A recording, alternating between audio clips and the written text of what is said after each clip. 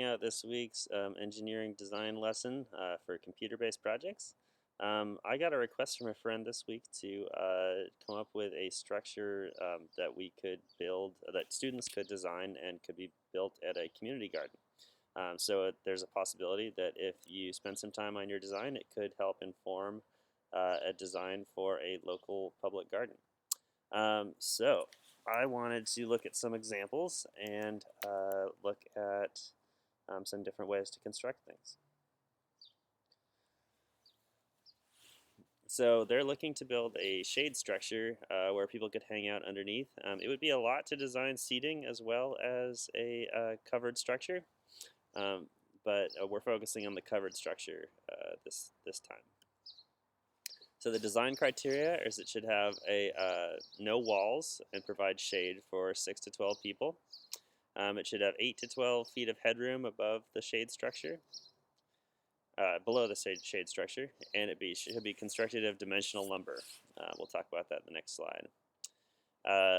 It should use 6 to 10 posts and beams for structure, which we'll talk about, and it should use a repeating pattern of ceiling joists to provide shade. So let's look at what those words mean. So the construction terms we need this time are dimensional lumber. This is wood that's been cut to standard sizes, and we'll look at those in the next slide. Rough sawn wood is wood that's at the full dimension and has not been smoothed. It's a common type of lumber to use in outdoor building. Posts are just generally vertical support structure that doesn't repeat, and a beam is a horizontal support that also doesn't repeat. Joists are something that can repeat to support a floor or a ceiling. So you'll see joists in houses, and post and beams is sort of an older way of building that's also common in outdoor design and in large commercial buildings and stuff like that. So common lumber sizes are listed over here. This is an okay chart for our needs.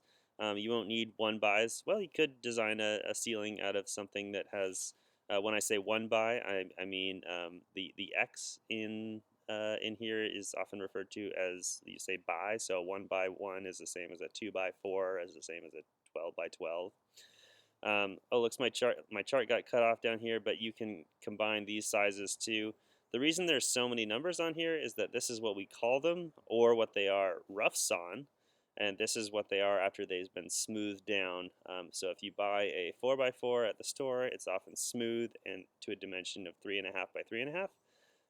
So you can use either size when designing something, but you do want to use a kind of wood that you can actually go buy when you go to make something. You can also mix and match these squares to make rectangular shapes. 6x6 could also be a 6x4, could be a 4x8, something like that. And again, you can use the full dimension, or you can use the dimension after it's been planed as it's written as actual size in here.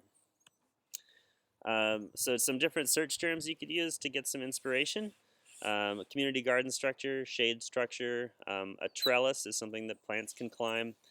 Pergola is another word for a sort of outdoor garden structure, and a gazebo is one that's sometimes enclosed, and often a gazebo refers to something with 8 sides or 6 sides to it. So that's the basics for how to get started on this. Again, the requirements of the assignment are that it should follow these criteria, and it should have a repeating pattern to make the shade structure, and 6 to 10 structural pieces to hold everything up. It should be 8 to 12 feet of headroom and have no walls.